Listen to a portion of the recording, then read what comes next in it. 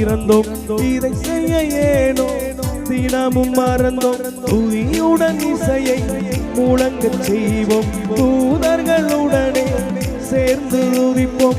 ஆர்ப்பரித்தே அவர் நாமத்தையே துதி பாடி கொண்டாடிடுவோம்.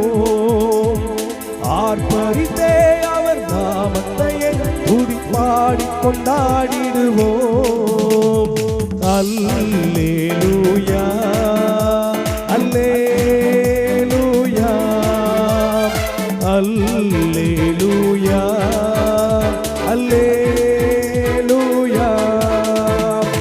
ஸ்தோத்திரம் சொல்லி பாடி இயேசுவை என் நேரமும்